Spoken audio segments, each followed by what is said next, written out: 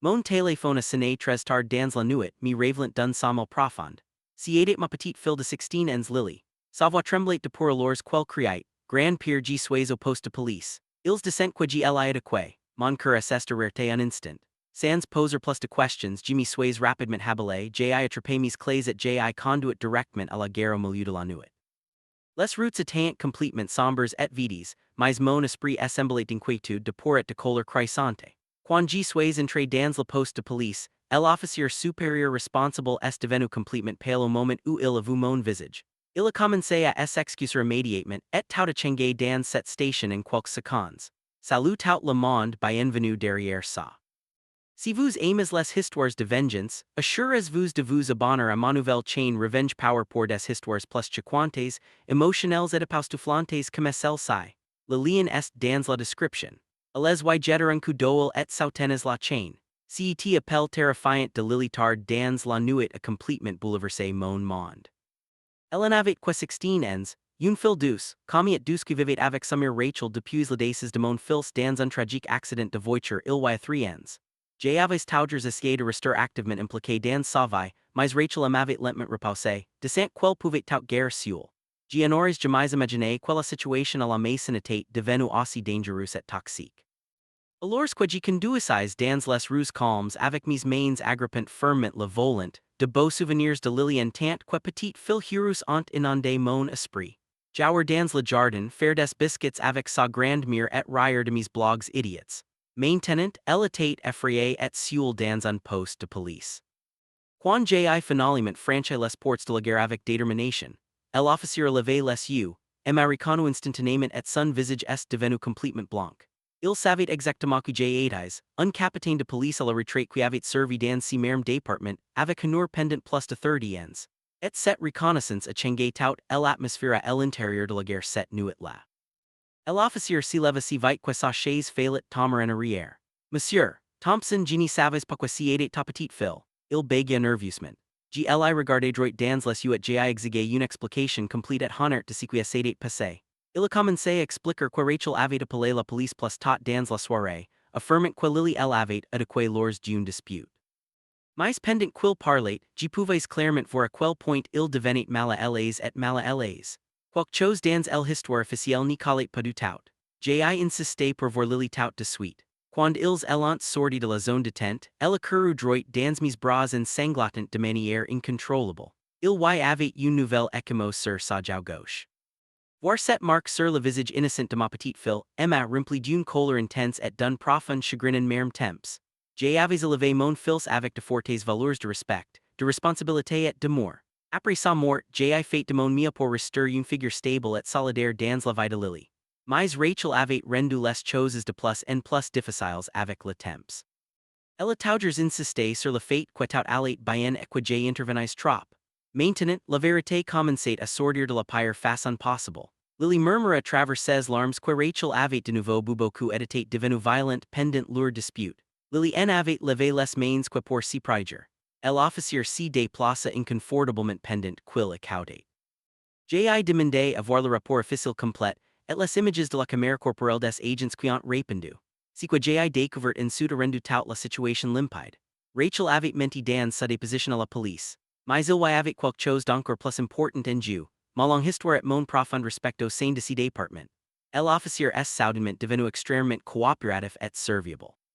Il a rapidement récupéré les images de la caméra corporelle de l'homme qui avait répondu à l'appel de Rachel. La vidéo montrait clairement Rachel hurlant agressivement, si balançant de bord sur Lily et agissant de manière incontrôlable alors que Lily escapait seulement de s'y défendre. Le visage de l'officier devint encore plus pale. Il s'est rendu compte qu'ils avaient presque raté une innocente fille de 16 ans, ma propre petite-fille. Il a commencé à s'excuser à plusieurs reprises et a promis de corriger immédiatement le rapport officiel. Tout l'atmosphère au poste de police a complètement changé en notre faveur en quelques minutes. J'ai mené Lily dans une pièce comme et je me suis assise avec elle. Elle s'est finalement effondrée et m'a dit tout ce qu'elle cachait depuis de longs mois. Le problème d'alcool de Rachel était devenu bien pire. Il y avait fréquemment des excès de colère, des abus verbaux, de la négligence émotionnelle et plusieurs incidents de violence physique. Lily vivait dans une peur constante, mais était trop effrayée et honteuse pour me le dire plus tôt. Elle appelé si soir la parce qu'elle en avait personne d'autre en qui elle pouvait avoir confiance. Gli serait dans mes bras et lui a promis tout de suite qu'elle n'aurait jamais à retourner dans cette maison à moins que des changements réels et durables n'y soient apportés. Même si c'était au milieu de la nuit, j'ai appelé mon avocat et j'ai entamé le processus judiciaire de garde d'urgence. J'ai déterminé ni plus laisser ma petite-fille souffrir en silence. Rachel est arrivée au poste un peu plus tard, exigeant quils alertant Lily immédiatement. Au moment où elle m'a voulu tenir la de manière protectrice avec Lily à côté de moi, toute sa confiance instantanément disparue. Elle essayait de jouer à nouveau la victime, mais les images de la caméra corporelle déceignent la vérité indéniable. Les officiers qui avaient autrefois travaillé sous mes ordres en tant que capitaine la regardiant maintenant, avec une nette déception et désapprobation. J'ai dit très clairement que Lily partait avec moi ce soir-là. J'ai également informé Rachel que j'y déposerais une demande de garde d'urgence dès le lendemain matin. Rachel a fondu en larmes et a commencé à trouver des excuses au sujet du stress, du chagrin et de la difficulté de la vie depuis la perte de mon fils. Mais j'avais vu de mes propres yeux l'écamo sur le visage de Lily. J'avais entendu la véritable pour dans la voix de ma petite fille lors de cet appel de fin de soirée.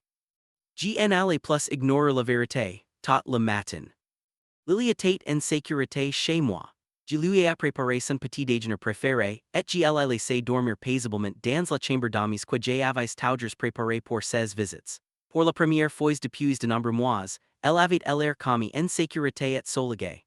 La regarder dormir si matin-là renforçait ma détermination à la protéger à tout prix, quoi qu'il en coûte. Les jours suivants ont été intenses et puissantes émotionnellement, mais absolument nécessaires.